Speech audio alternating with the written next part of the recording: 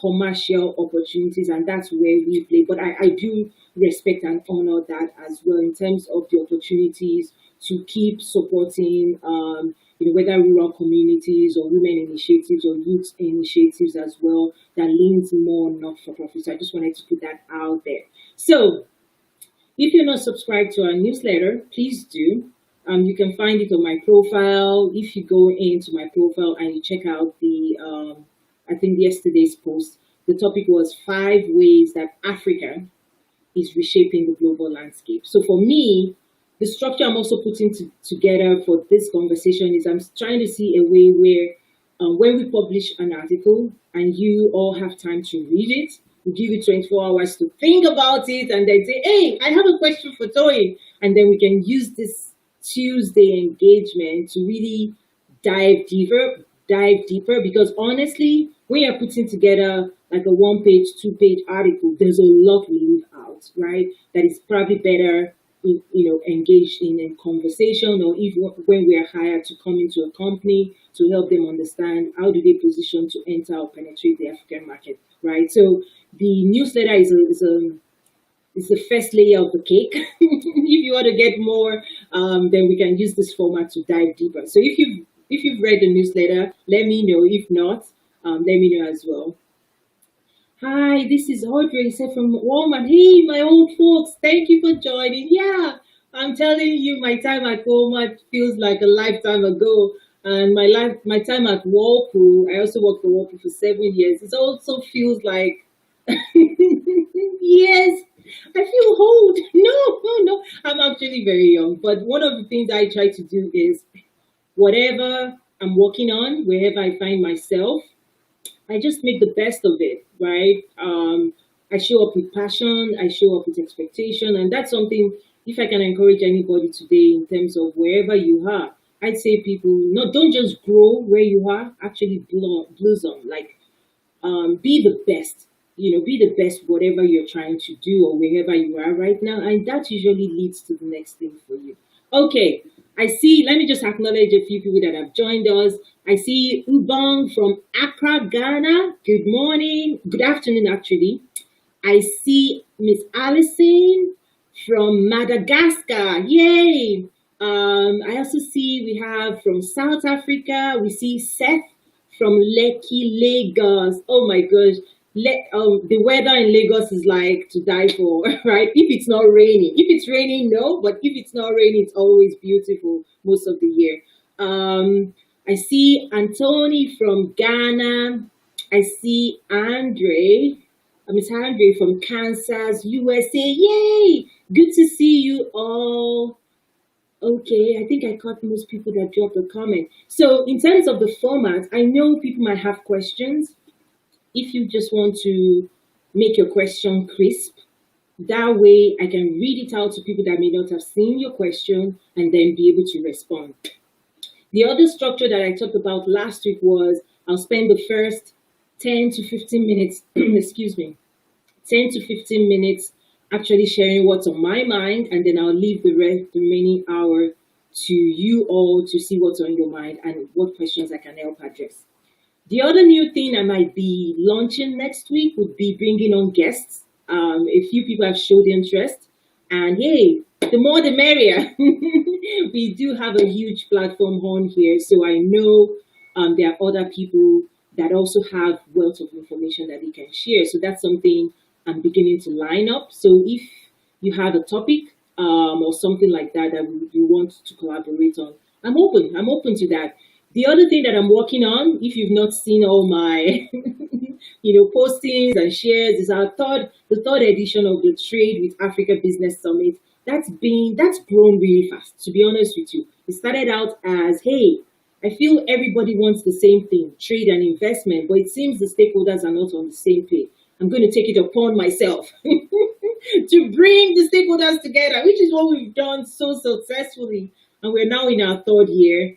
And thanks to COVID, we all have to shift online. So we're having our first virtual Trade with Africa Business Summit in a couple of weeks, very short weeks, maybe 3+ weeks away. So I'm working really hard on that, where we bring, diverse thoughts But I think the game changer for us is not just talking about Africa, but actually showing you what you need to do, what the opportunities are, where the opportunities are, how you can align, how you can grow. So that's what's different from my approach. Yesterday I put a comment out there and I said, hey, I'm a strategist. I'm not an event planner. And I hope people can tell the difference. The event itself is not the end.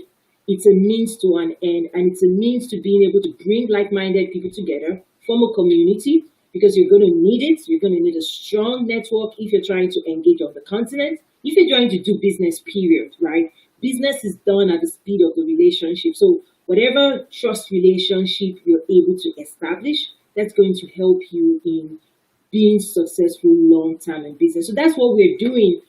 Even with the community that we've also built an online digital community that is growing really fast. And we're starting to share exclusive content that we won't share anywhere else within that community. We're starting to design, monthly workshops and master classes to help grow. Because what I'm finding is the opportunities are there, but you need to figure out how to mine, how to mine those opportunities, how to leverage those opportunities, right? How to participate, how to engage. Sitting somewhere and expecting, the opportunities you've heard about to come walking into the door. Wouldn't that be amazing? If somebody would just say, Toyin, yeah, here you go. These are the opportunities you need. I'm like, oh, the stars have aligned. It doesn't happen that way, does it? Does it really? If you're in business, does it really happen that way? No. You've got to go out there to look for the opportunities, to position yourself, to market yourself, to show up with value. People only respond to you when you know your value and you know what they're trying to do, and you're saying, I can help you get closer. So, okay, let me dive deeper. I see a few more people have joined us. So that's kind of like my entry. Miss Becky from Kenya. How are you, Kenya? I have some thoughts about Kenya and what they're trying to do with the trade agreement they're trying to sign with the US and UK. Kenya needs to play well with the rest of Africa. Don't go rogue. Things have shifted now. I know Kenya is like, let's do what South Africa has always done. South Africa has always positioned itself as the entryway and gateway to Africa. Guess what? That's turning right now. The world has changed. No, nobody's having it. The 55 countries, they've come under the African Union and they're saying, the world, if you want to deal with us as a force. So Kenya, that's my take. If you're from Kenya, you're listening, tiptoe around that conversation. The global landscape is gradually shifting. The old way of doing things is changing big time, and South Africa is also learning the same. Okay, so my topic, I have my notes here because I want to be as precise as possible. Hey, I see Aisha from France. Thank you for joining us. I see you pop up there. Thank you. Wow, this is incredible. So yesterday we published our newsletter. Please do subscribe and you're going to get it straight. You'll be the first to know. 5 ways Africa is reshaping the global landscape. So here's what's going on. Everybody's laser focused on US trade war with China. Yes, they should be. It's newsworthy. It's massive. It impacts the global landscape. But what's also interesting is that what they say is that when 2 elephants fight, have you ever seen it before? When 2 elephants fight, it's the ground that suffers. Have you heard that before? I don't know if it's an African saying, but I've heard it. When 2 elephants fight, the ground under. It's not the elephants, it's the ground under. But in this case, I would say it's Africa that is going to benefit. So, I know I'm trying to be funny. Rwanda in the house. Hey, I love Rwanda. I have contacts there, and Rwanda is a shining light when it comes to what's going on the continent. So, Judy from Rwanda, great to see you. Thank you for joining. So, anyway, what I was saying was, when 2 elephants fight, the ground under feels the impact. In this case, Africa, if Africa's leaders and Africa's business community does the right thing, they're going to benefit. Here's why. I say sometimes I'm an African too. I'm a proud African.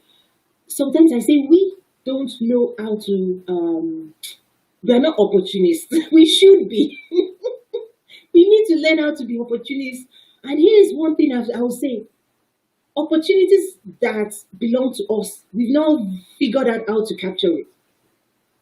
Opportunities that belong to other people, how much more that, so here's the thing, everybody, you need to be an opportunist, whether you when you see an opportunity, instead of screaming, hey, there's an opportunity there, no, your brain should be saying, hey, if that opportunity exists and other people are taking advantage of that opportunity, I better figure out what they know that I don't know, what they are doing that I'm not doing, so I can be a part of it.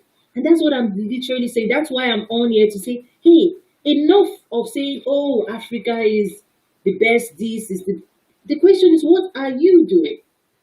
How are you engaging? Because the continent is big enough.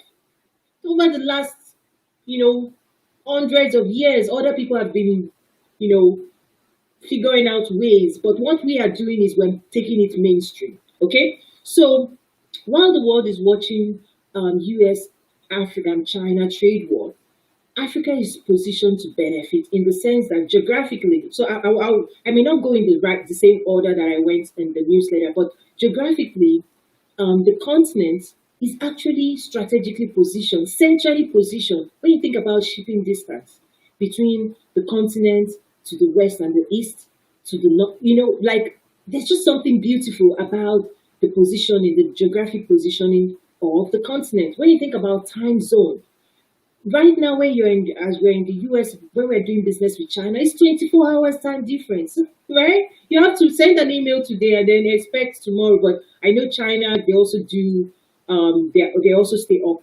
to respond to demands from the West. But what I'm saying is, Africa actually crosses over when it comes to time zone. When you think about shipping distance, things will get faster to the West if you ship it from the continent. And those who are seeing this, they are repositioning.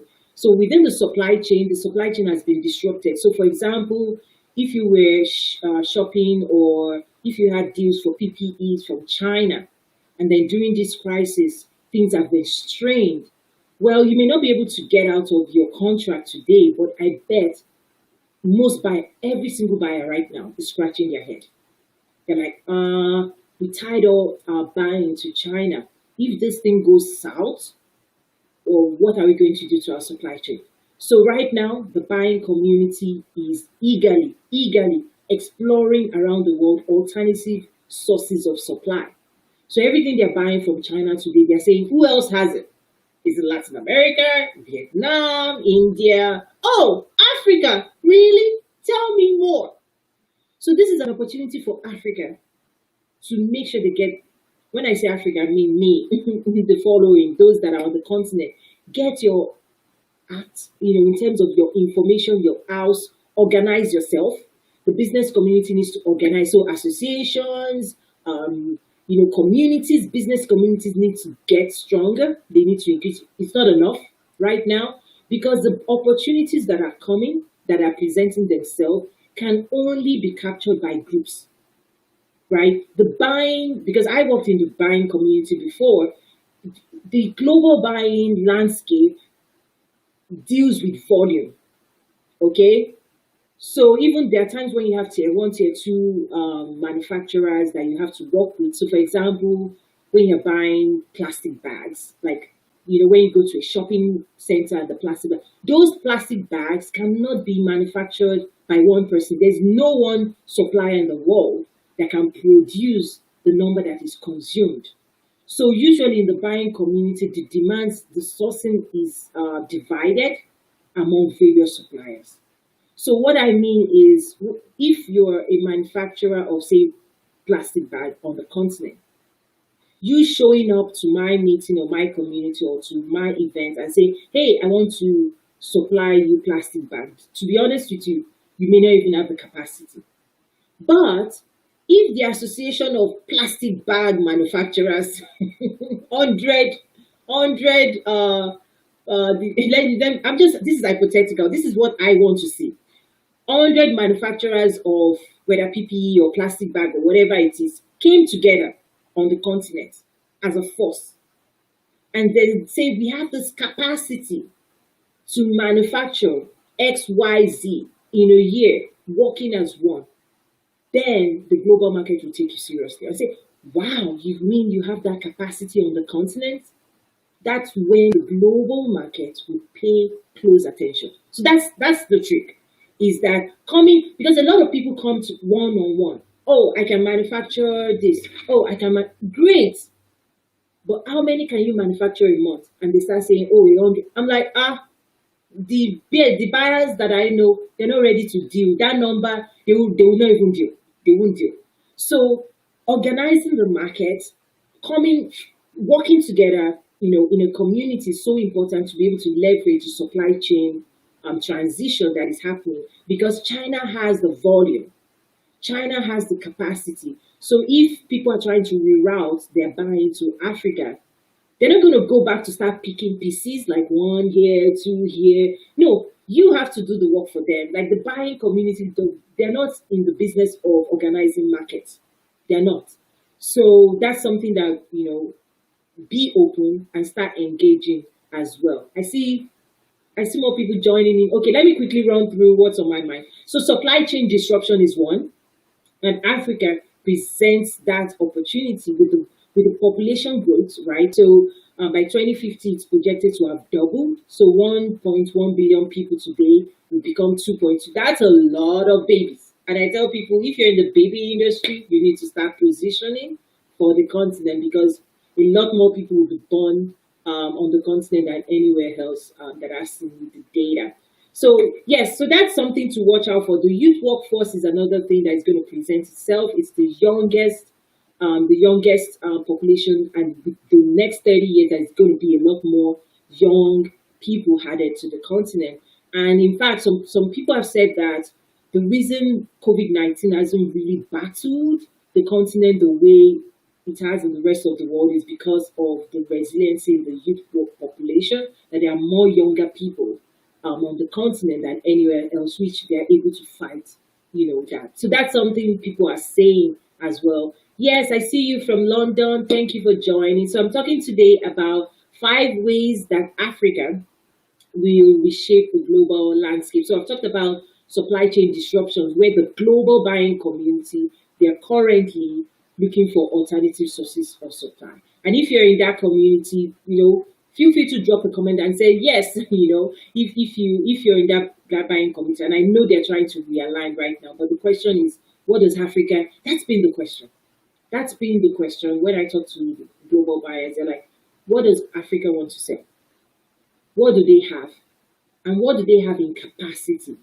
Not just one piece here, one piece there. What have they organized themselves to pull together that they can actually show up to the world fully prepared on?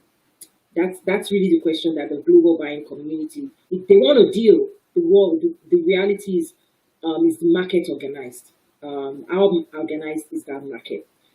Technology adoption is something we also mentioned. So when you think about Kenya, you may not read it in the Western news, but to be honest, Kenya is leading the world when it comes to adoption of digital payments, right? M-Pesa and all of that.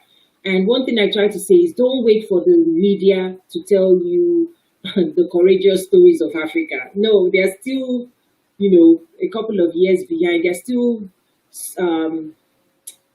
they're still drinking from the old fountain of Africa is poor, Africa is this, oh, war, famine, this. Let them keep drinking while we all keep talking about something new, which is business, transaction, trade, investment, opportunities. We can talk about that. I think maybe 5 years from now, they'll wake up and say, oh, how did we miss that?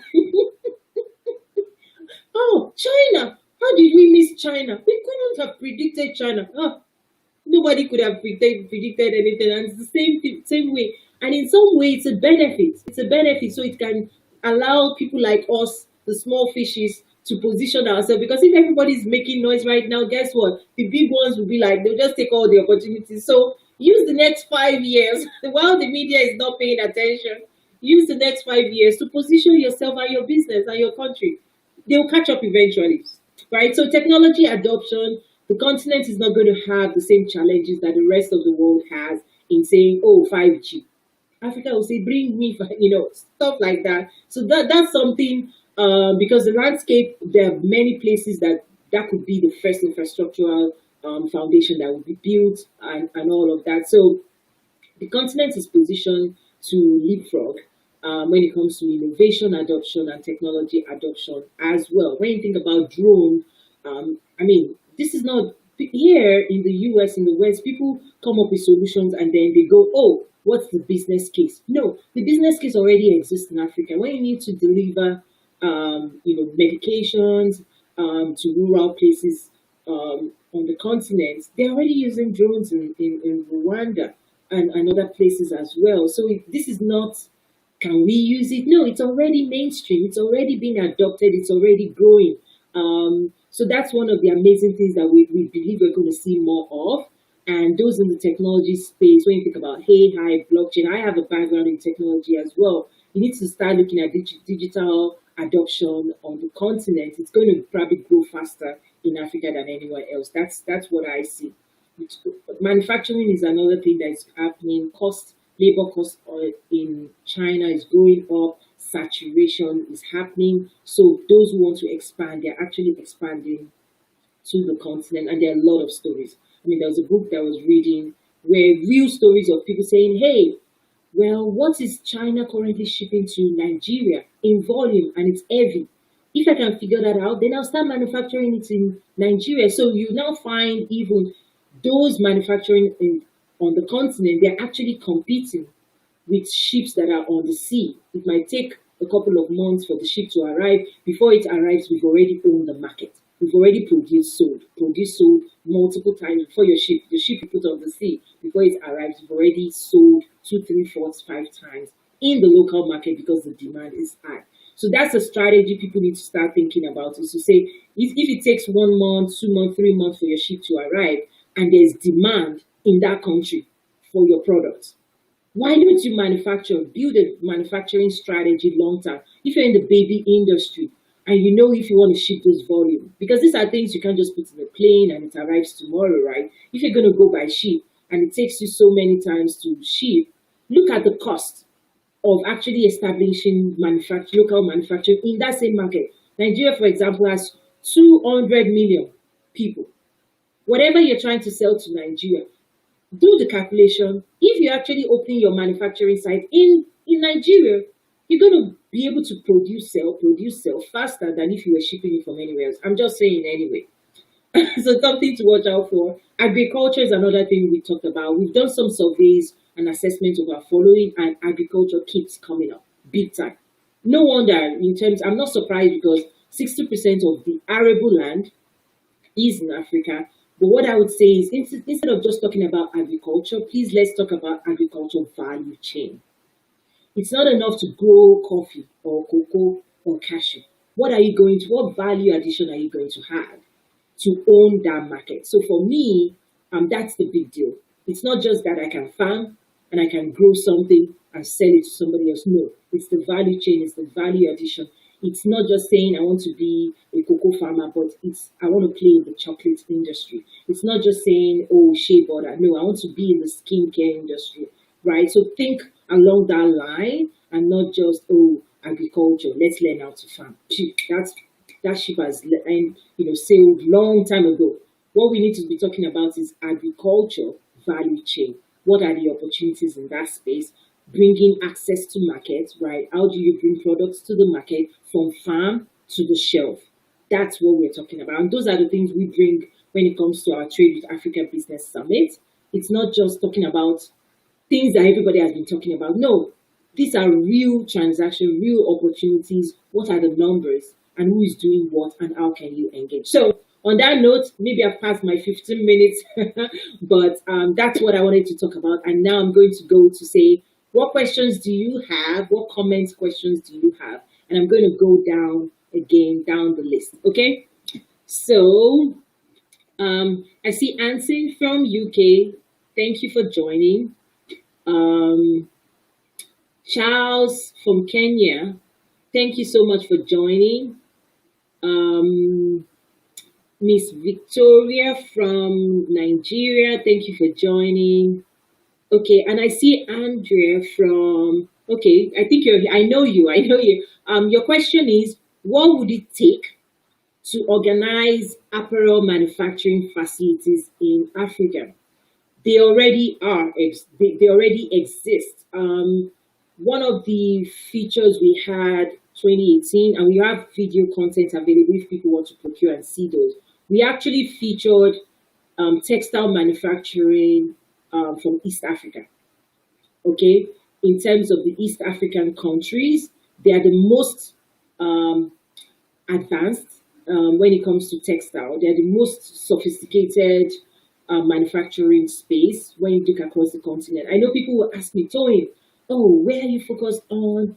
What are the opportunities? I'll tell you, depending on what sector you're looking for, with depending on what you need, each region of the continent, they are winning or they are leading in different areas. So when it comes to textile manufacturing, East Africa is leading. I see activities as well in southern parts of Africa, but in terms of the most mature, it will be East Africa. And what's going on in East Africa is the fact that there's a heavy Chinese investment in the garment industry.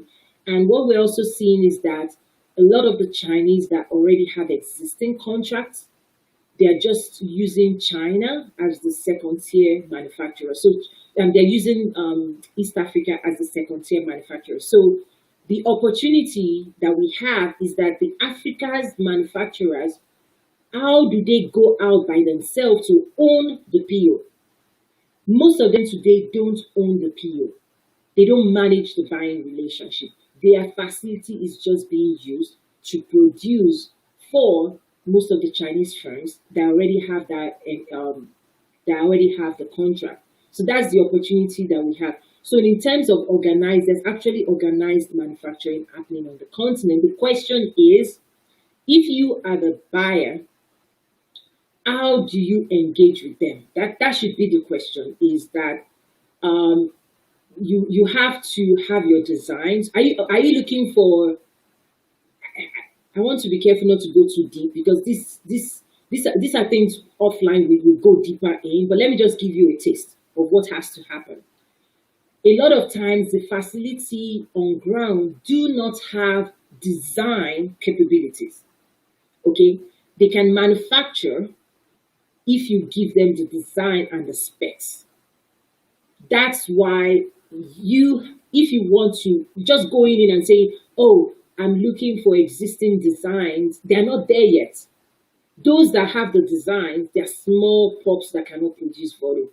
Those that are producing volume, they don't have design capabilities. So that's something Africa needs to mature in terms of the card drawing, the designing piece. If you can take that and bundle it with your manufacturing capacity, then someone like myself, someone like you can go in and say, hey, I want to create a new line, right? I want to create a new line. Do you have the designers on site to help me design this full line? And then you in turn convert it, the patterns and everything converted and then mass produce. That's what's missing right now. So if you're looking to deal with the continent, you better come with your patterns, you better come with your design, you better come with the technological know-how, and then those on ground will just do whatever it is you want them to do. That's what you need to watch out for. Okay, I hope that helps. If you want to know more, do reach out because there's a lot. Um, okay, I see Paul asking, Ms. Toyin, how difficult is it to enter the Nigerian market? Thank you. It depends. It depends on what you're trying to bring to the market because you also want to know. One of the things I try to tell people today is listen to the aspirations of Africans. If you listen and you understand what they're trying to do, then you can position yourself and say, hey, I can help you with that. Because there are some items right now that the Ministry of Trade is saying we want to grow locally. We want to develop that particular strategic sector. We want to grow it locally. Because now what's going on is A country like Nigeria a country like Nigeria is trying to battle on two fronts. They're trying to engage with foreign exporters trying to get into their market because they recognize they're the biggest. On one hand, they're also trying to engage now that they've signed the African Continental Free Trade Agreement. They've literally opened up their market to the rest of Africa. So now there are meetings happening to say, what are we going to allow and what are we going to not allow? What is going to be strategically Nigerian that we're going to say made in Nigeria? And what are we going to allow the rest of the people to just keep bringing in? And how do we strategically handle this? Because my goodness, the pressures are real. So Nigeria is under immense pressure right now to open its market to not just it has opened it to the Africans, its brothers and sisters from all the African countries. So 55 countries or 54 countries will just show up, boom, all their products in your market. Not only that, you're seeing pressures from US, from Europe, from Turkey, and they're like, what are we going to do? So that's the conversation. I'm just trying to let you know put yourself in their shoes. That's what's going on. But the answer is to be strategic. What are you going to import? Anything that helps to grow local agriculture value chain. So if you're in the service or you have agriculture equipment, you have seeds, anything that you can present and say, hey, I hear you're trying to develop agriculture value chain. Guess what? We've done it. We have the solution. That's the entry point to start selling. If you have solutions that would help when it comes to infrastructure development, manufacturing development, everything that supports that chain is open, right? It's open. But when you start thinking about consumption in terms of textile and luxury goods, even with COVID-19 now, people are really, that space is kind of interesting. But one thing about Nigeria in particular is that Nigeria is heavily westernized and the taste is exotic. So when you think about mapping the continent and the buying patterns and the consumer profile, when you dive deeper into Nigeria and you break it down by region, Nigeria is the most exotic consumer on the continent. In fact, that's why Dubai, UAE, they have a lot of partnerships with the continent. In the movie industry, they sponsor movie that says, Dubai, and a lot of tourism between the continent and Dubai happens. So to your question, I would say it depends on entering into the Nigerian market has to be strategic, and it depends on what it is you're trying to offer the consumer. Because I tell people in the West, the narrative of saying I'm helping Africa, that should be buried. Nobody's buying that anymore because Africa now understands its value. Its value. And so yours would be, what value proposition do you have for Nigeria? That's the question in business. What value proposition, not just dumping things, but what value proposition do you have for Nigeria? And if you have a strong one, then we can help. We can definitely help. If you have food, they have requirements like NAFTA registration thing, just like in US you have FDA, Food and Drug Administration, that monitors what comes in. Nigeria is the same. So just because it's Africa, people should not think, oh, I can just show up. No, you have to have local partners, you have to have distribution reach, you have to build a strategy. And that's one thing I try to tell people is whether you're trying to enter the US market or trying to enter the African market, you've got to do due diligence, you've got to do strategic planning, you've got to plan. There's a lot of chaotic movements and chaotic activities that I see and I'm going, I don't deal with that. It has to be structured, it has to be strategic, it has to be planned out, you have to look at the number. And once you have a strategy in place, then yes, you can execute that strategy. So a lot of times people don't want to listen to that. They just want to go rush, let's just do this. Fine. But you won't be there. You're not going to position. Your brand is not going to be positioned. And guess what? You don't have price. If you're in the West, you don't have price competition because China is already there. They're already doing low cost items. So you have to position yourself as a class, as a quality product. and not just a commodity. Because if it's commodity, China is already providing that. So anyway, I can go on, but let me keep addressing more questions. So thank you for that question. I hope it helped. Um, let's see. Okay. Again, I like the way those two questions have been phrased, which helps me keep it short, keep it simple. So I see Jacinda from Cameroon asking. She's based in Cameroon, but she's US. I know her, so she's my sister. Not sister. Okay, if you don't know Africa, everybody's a sister. So, I don't know. Just in case somebody's watching, I said, "Oh, he has a sister." No, no, not that. She says, how can we pool resources to support agriculture value chain investment? Fantastic. So there are some things that we are doing depending on what role you're trying to play. Remember last week I started sharing that we're putting together a master class on trade facilitation, like trade facilitation masterclass.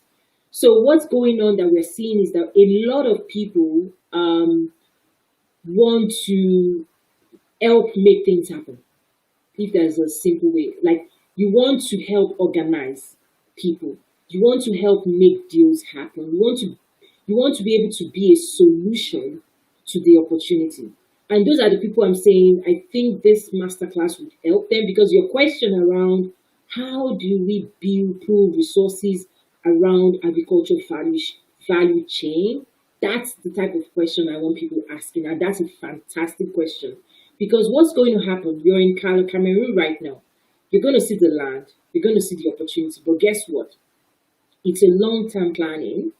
How do you go out? Okay, the way I would put this, I know I'm solving life right now. The way I would say this is number one, write not necessarily a business plan, but write a proposition. Pick a product. Pineapple juice. Pineapples. We can grow pineapple in Cameroon or mango, right? Start there. If what we want to do is grow, this is the value chain. We want to grow pineapple or mango and not just grow it and sell, but we actually want to process it into pineapple or mango juice.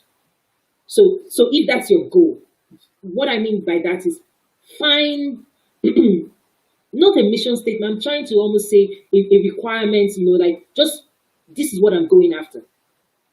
Write it out. I'm going after creating a sustainable way of delivering pineapple juice or mango juice. Once you can come up with that, then you take a step back and then start mapping. In order to make this happen, what do I need? I need land. I need people to plant. I need to be able to process it. I need to be able to brand. I need to be able to market. I need a market for that product. Once you can design that, you now start saying, where are the actors? Because what I'm trying to tell people now today is that's the old way of sitting in a corner and solving a global solution in one corner all by yourself. It's not going to work. It doesn't work. And that's why for us, we've built the community, the trade community that is growing. We have over 200 people now brainstorming and solving challenges and coming together, because I'm saying in order to solve an agricultural value chain, one person is not going to solve that. We have to organize ourselves. So that's how I would map it. You start there.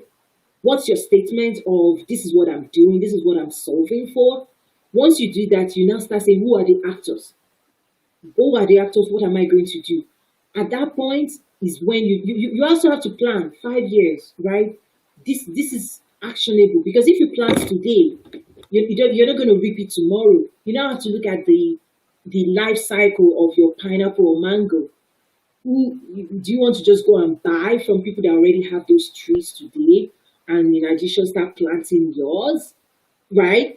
This is how I think. This is how I think, and this is what I'm saying. The trade facilitators need to start thinking this way. What's your problem statement, or what is your solution statement? I don't even know what to call it.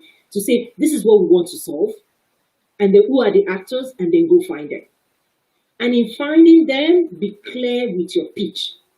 You have to pitch it as this is what's in it for you. This is what's in it for you. This is how you're going to benefit. And all of a sudden, if you can pull 5, 10, 15 people to say, hey, you're an expert, you're going to be able to do this piece. This is, and then everybody divides it up, right? In terms of come up with a company that everybody has shares in. That way they have this ownership of the project. That it's not just one person doing this. And then you have an orchestrator. An orchestrator will be the trade facilitator that is managing all the pieces. I know, trust me, on the surface, when I say trade with Africa, it sounds simple. But honestly, I think part of my old job is to oversimplify things in the sense of there's this saying that says it's so easy to make complex and so complex to make easy. Anybody that presents something to you and is like woo, woo, woo, woo, woo, and you're like, oh my goodness, this is so complex. That person, run away. Because most things in life are complex. And if people have not done their due diligence, they will present it to you as complex. The real work is to take a complex scenario and to simplify it so that people can buy in and work with you and go on a journey with you. And that's what I used to do. I know sometimes I don't talk about my old work. I work in strategy for the world's biggest retailer. And I work with a lot of the executives. And truly, my work was to take something extremely complex, like how are we going to distribute $250 million worth of technology spend? Where are we going to put it over the next 5 years? What's the advantage and all of that? Those type of work in terms of pulling together complex engagements, pulling together stakeholders that are diverse with diverse interests, bringing them together, and then coming up with a vision for everybody that people can buy into, right? And then saying, let's move in this direction and simplifying it enough that people with diverse motives can come together and work. Those were the things I used to do. And that's what I'm saying is needed in this case. So the assignment for you is, what are you trying to solve? Be as clear with it as possible. Take a position. Mango. Be specific. Cashew, right? Right now, if you're in Kwara, in Nigeria, think about the cashew value chain. It's so sad. They come to Kwara from Vietnam, pull the cashew, take it out, roast it, and then bring it into the US. The statement could be, we want to develop a cashew value chain in Nigeria. How? We want to roast it. We already have the trees, we already have the plant, we already have the raw cashew, but we want to start roasting it and want to start packaging it and branding it as well. And guess what? Even the people that will eat that cashew, they're right there in Nigeria. You might not even need to export it, right? So that's how I break this down, is to make it actionable. Because a lot of times people are in dream space, dreaming about ideas here and there. I'm saying, no, it's time for us to bring all those ideas from the cupboard where you kept it, dust your ideas, bring it out. The time is now. And we're here to also support you. So I'll keep going down. So keep the questions coming in. Thank you for those. Those questions are really, really good. Okay, Anson said, Western media is not interested in promoting us. Yeah, it's their job was never to promote anybody, right? Other than West. So part of the challenge I would also put to those in the media industry on the continent is I wouldn't. I've had a lot of interaction with them, and I do get featured. Even just yesterday, 2 of them have picked up the article we wrote and they published it, and great. But a lot of times, the African journalists need to be more independent in their thinking.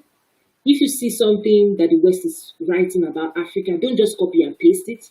If they're telling you, oh, Africa is falling off the cliff, and then you copy it and say, they said Africa is falling off the cliff, you must be falling off. I'm like, don't do that to yourself. Don't do that. If somebody's painting you as, like they're painting you as they don't know what they're doing, and then you copy it and publish it to your own people, isn't that, don't do that. What you need to do, if you're an African journalist and you're following this work, you need to start writing rave reviews about you, your people, and the work and the meaningful work that others are doing. Because guess what? The work that we're doing is raising a lot of interest and curiosity. We've spoken to so many people and they're watching and following this content. And they're saying, which other content out there validates what Toyin is telling us? Who else out there is saying Africa is the future? Who else out there is talking about agriculture value chain? And then they go online and start Googling Africa. And all they are seeing is Africa is on the cliff. You're not helping yourself. If an investor now is doing a research, because they actually do a lot of strategic, you won't believe the due diligence that before they drop $1, 1 penny in Africa, the army of people that are going through data, real data, to before they drop $1 of their penny on the continent, they're going and sifting through data, future data, because that's what we do. Like, okay, this is 2020 and people are talking about digital disruption. No, 5 years ago is when we used to talk about digital disruption. In fact, the technology we built 5 years ago is what's being used today. I remember part of my work was after digging through like Institute of the Future, like all those data. One thing that kept coming up was, oh, this, remember, this was 5, 6 years ago, right? When you start looking at that trend, even 3 years ago, it was like, oh, by 2020, 40% of the purchasing power in America will be controlled by Generation Z. They are the digital natives. They want to buy this way and this way and this way. So if you're a retailer, right, and you don't shift your supply chain, right, to start selling the way these digital natives want to buy, then you are done for it. We had that data 4 years ago. And the wise ones started changing the way they started retooling their supply chain. Because most of these big brands you cannot turn on a dime. You cannot turn on a dime. It takes 3, 4, 5 years to actually shift the biggest brands in the world. It takes that time. So a lot of us, the work we used to do in strategy, we used to dig into data. We'll be reading what's the Institute of the Future saying, what is this, what's World Bank saying. And it's the same approach that I've taken towards Africa. When I started looking at the data points, I'm like, for real, if this data is true, if these data points that we are seeing about Africa is for real, my goodness, I am staking in fact, I am living my old way of doing, this is now my new life. So a lot of times people think, what is Toyin doing? Why did she abandon her whole job? She had this pushing, 6-figure, whatever pay, American dream. No, trust me. Now, there's a side of, I'm a deep, those that follow me, they know I'm a deep believer, and I also have a faith-driven platform called the 360 Woman. For those that are Christian, let me tell you this. What did the Bible say about the kingdom of God is like a kingdom where somebody saw a treasure in a field, covered it up, sold everything they had and bought that land? Right? If you're a Christian, you read that and you're like, oh, how nice. What if that story is for you? What if that story is for you? You see the data points, you see the projection, you see the population growth, you see the opportunities in your community, and you're saying, now nice. And you are not doing anything about that. My hearing just fell. That's okay. And you are not doing anything about that. What else? So anyway, I know I just went off right there, but the whole idea is data. If you have data, what are you doing with the data? If you have information, what are you doing? Because I'm not here to just talk. It's about moving, making progress and moving as well. I'm looking at time and I see there are more questions being dropped. So let me read. Okay, that was just a comment. Miss Victoria said, that is why we are telling the African farmer story, so people can listen and meet the real farmers who they are, and they can invest in the value addition. We have more wastage at the farm gates than shortage of. I agree. Yes.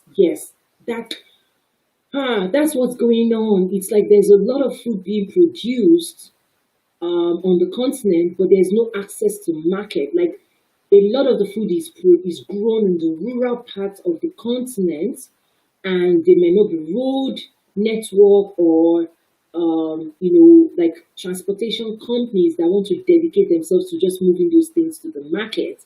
You could also have processing plants right there. So yes, these are the real. We're not just talking theory. We're talking about real things that are actually happening today. So, my dear sister Victoria, you're right. That's what we're saying. But people don't know what you just said. People don't know that the production is happening. Food has been grown.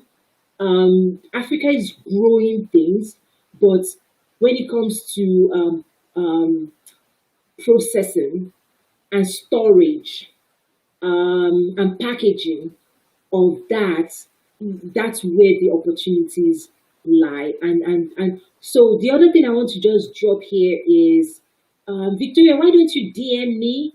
Let's see if we can get you to also be maybe one of the speakers. There's a speaker application form for the Trade with Africa Business Summit. So we'll need your profile. There's a form where you submit and talk about what you're doing right now and which space you're dealing, because we've created the Trade with Africa framework and we've developed pillars and domains like agriculture, value chain, retail, manufacturing, infrastructure development, education, healthcare. You see how I'm just listing those things? I've consumed so much data. So we created this framework so that we can start organizing people around each domain. The work I used to do before, that's something we used to do in strategy, where we say this is a domain. Who are the stakeholders when you say agriculture value chain domain? Who are the transporters? Who are the shipping companies? Who are the processing? And start, connecting people to one another. And that's why we also have that community as well, so that you're not alone. So please do DM me. Check out Trade with Africa Business Summit. It's 3 weeks away. We have 3 types of speakers we feature, but if that's something you want to get the word out, I'm willing to share my platform as well. So that's good. Thank you so much for providing visibility to the real stuff happening on ground.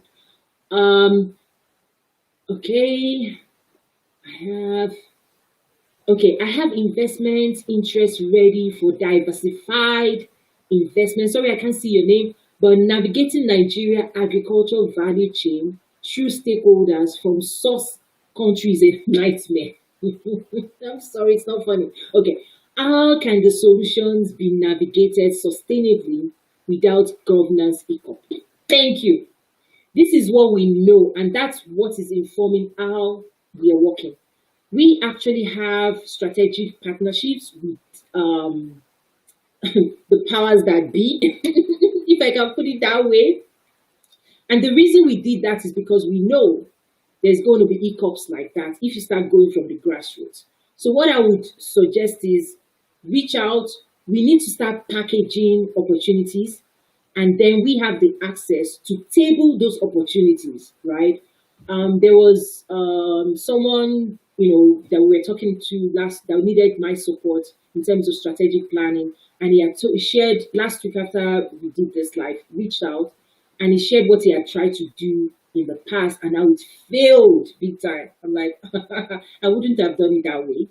There are some things now where the strategy I'll share publicly is come up with designs that gets the government to do the work for you. Meaning, with COVID-19 right now, people are open to solutions opportunity. If you go in as help me to do this, you're not going to win. But if you go in as with a value proposition to say, and we are able to pitch it to the right people, they would actually mobilize them. So they are supposed to organize the market. They would mobilize the youth, because a lot of the control of the youth of the land still lies largely in many parts in Africa in the rural chiefs' hands. Because remember, the colonized, historically, the land was with the chiefs and the kings. It was ruled by those people before the colonial masters came, and they established democratic governance here and there. So Africa has figured out how to dance those two. There's still that dance where the structural democratic government has this control, whereas there's still land and the youth mobilization happening with the chiefs and the local governance structure. They don't work in, they've been able to figure it out. So you can't just go from America and say, hey, because the governor has 100% control in America, you go into Quara and you think the governor, no, the governor cannot do anything he wants to. So those strategic things is what we help people see so that you can navigate it better. And you need to present it in such a way where you paint the picture, you paint the opportunities for them, and then they actually have more influence to mobilize themselves to get the work done in a win-win fashion, right? Because if you go in and you say, I have money, I want to do this. You have money, right? Who will collect your money from you? But anyway, so it's a different way of engaging with the continent that I'm saying people, from a trade facilitation standpoint, you really have to master who you're dealing with, know what you want, know what they want, and come up with a win-win design. You cannot go in and say, I'm only going to win. You only want to win and you want us to do the work, right? So it's about structuring and saying, this is the future. It's going to create job opportunities for the youth. Your land is going to have this. You can go to this governor and say, they are also politicians. They also want to win.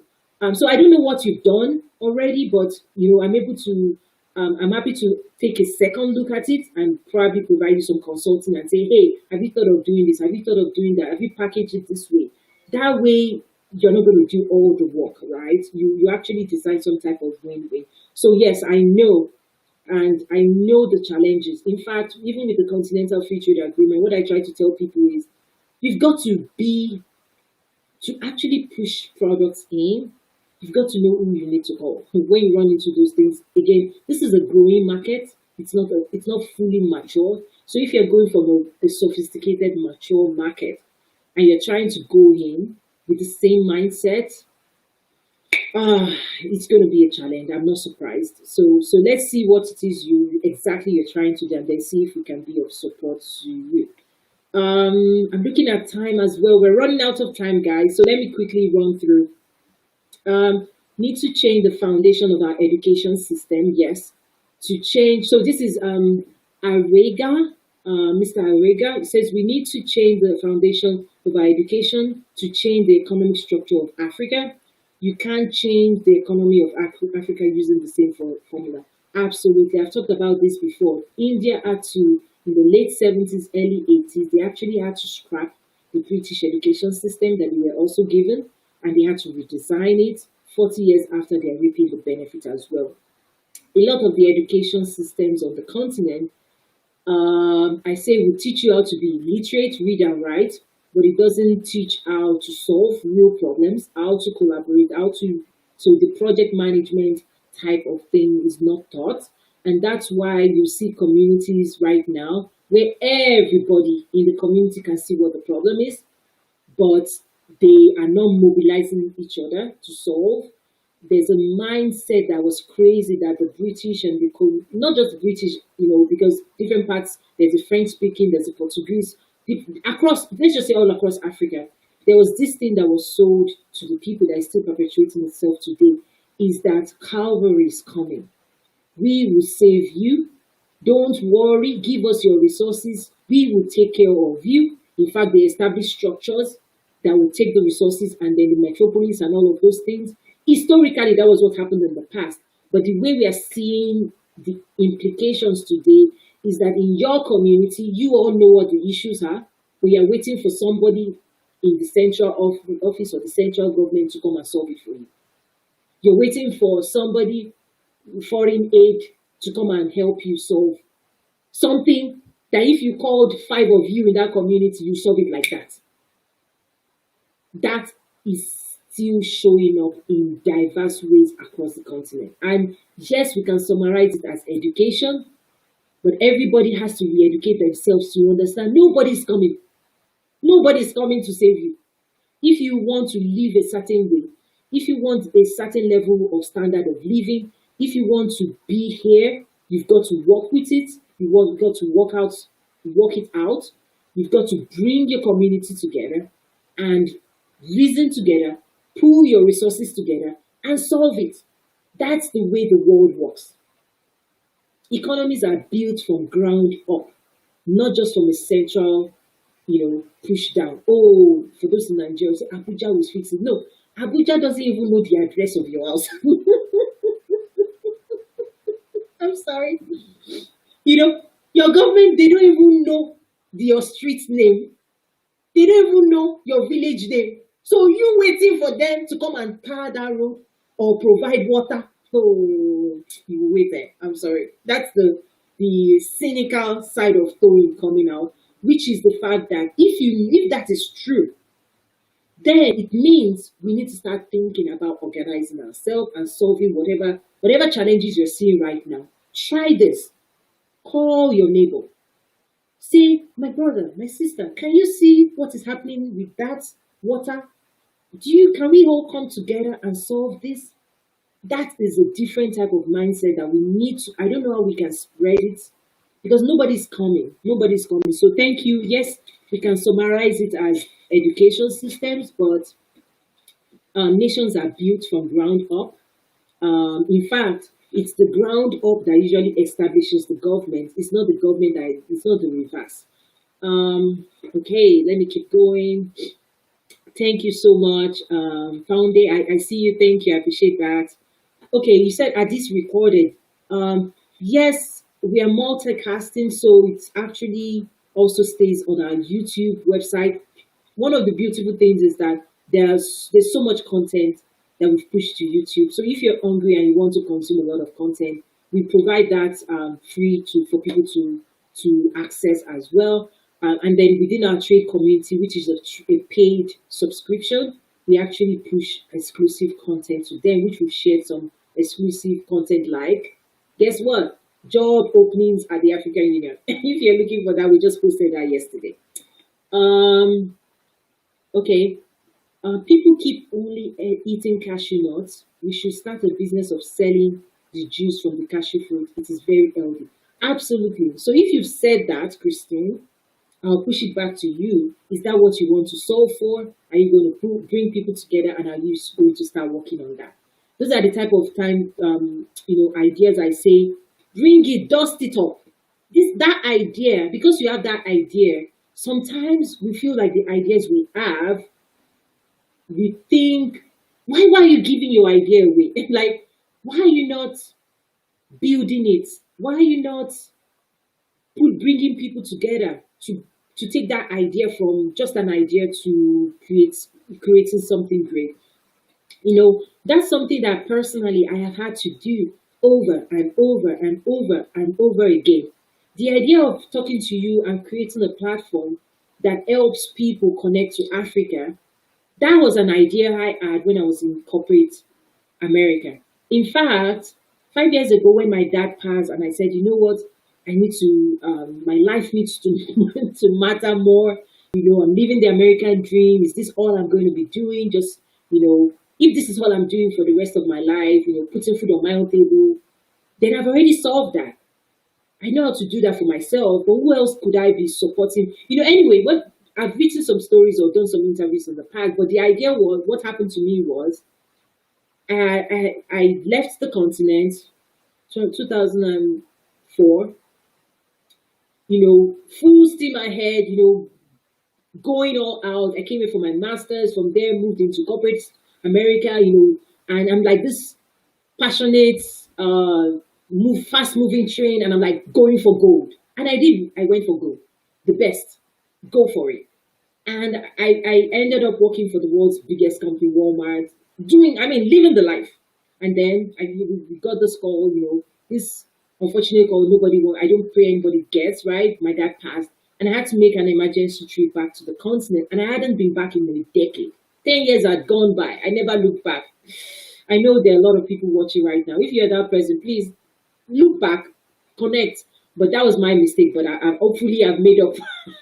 With what I'm doing, I've made up for that mistake. But anyway, for me, so that journey started with, and then I had the opportunity to write my dad's mini biography, interviewing my mom, interviewing people that work with him, because I write as well.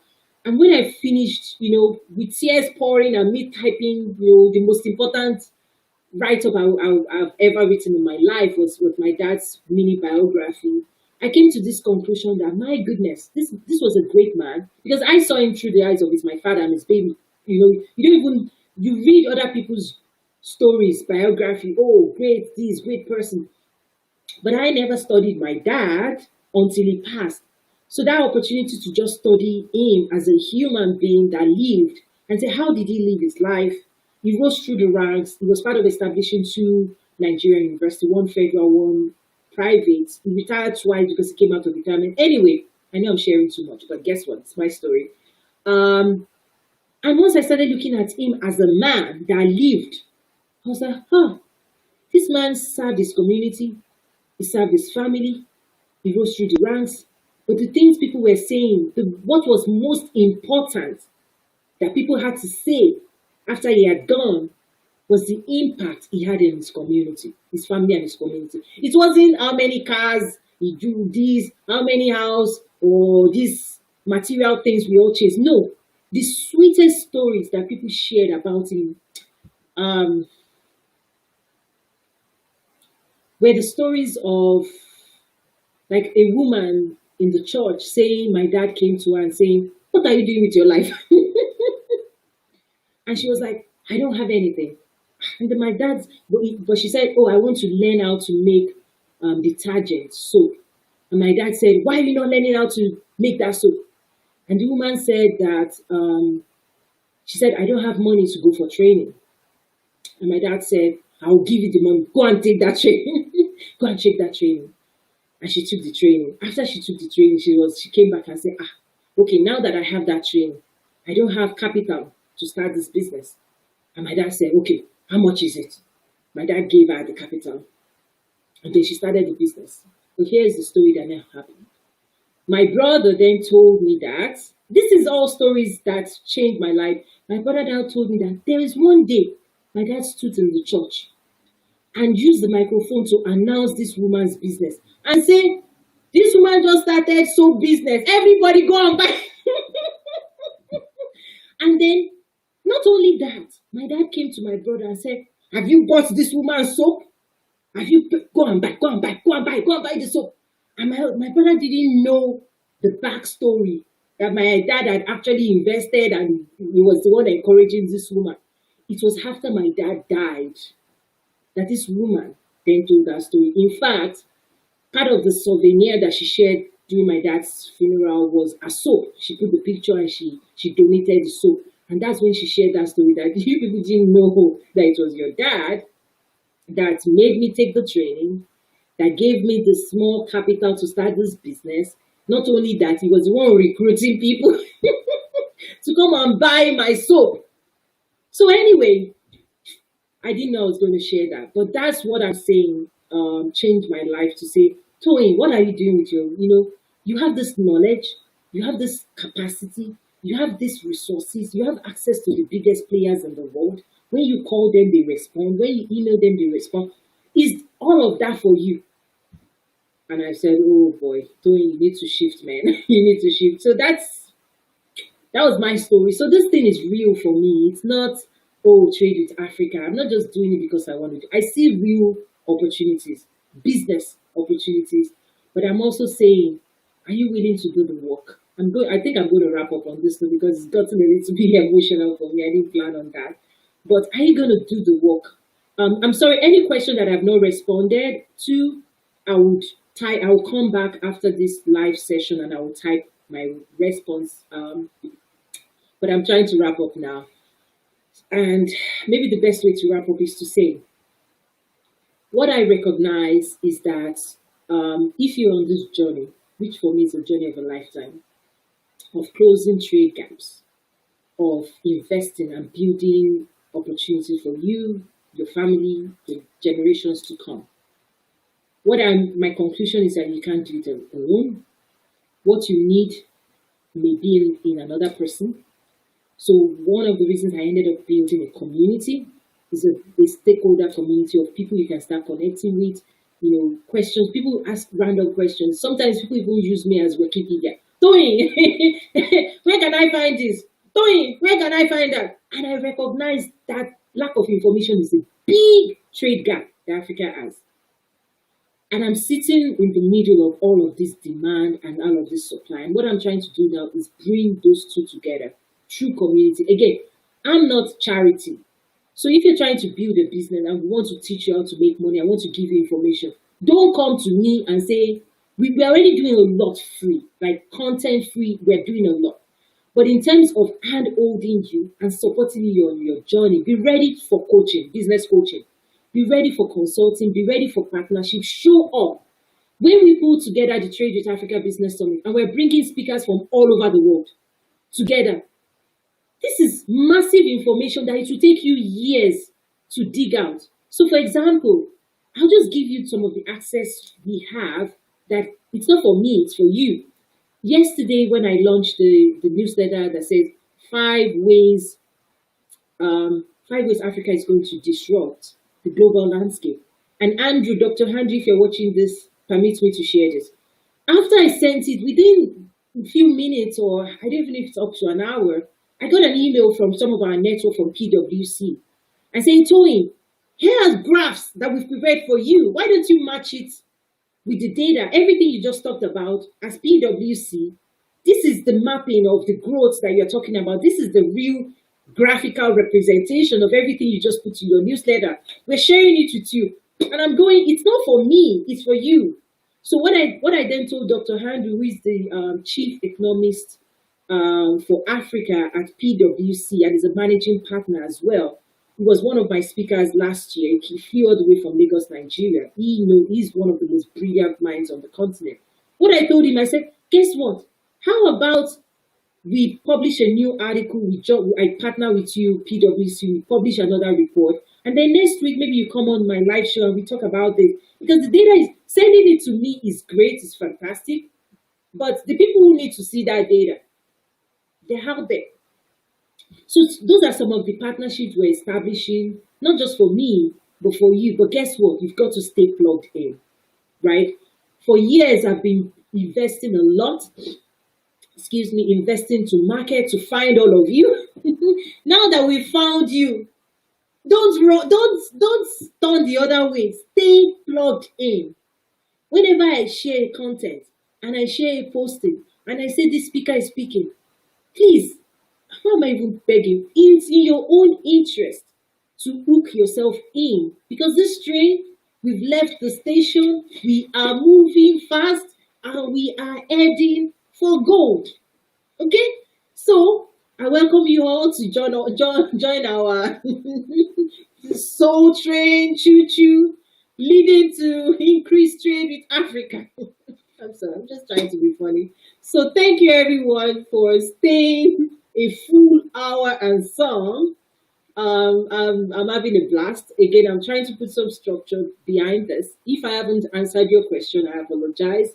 I'm definitely going to stop by and respond. I see more questions coming in. Yeah, I'll respond as well. Thank you so much.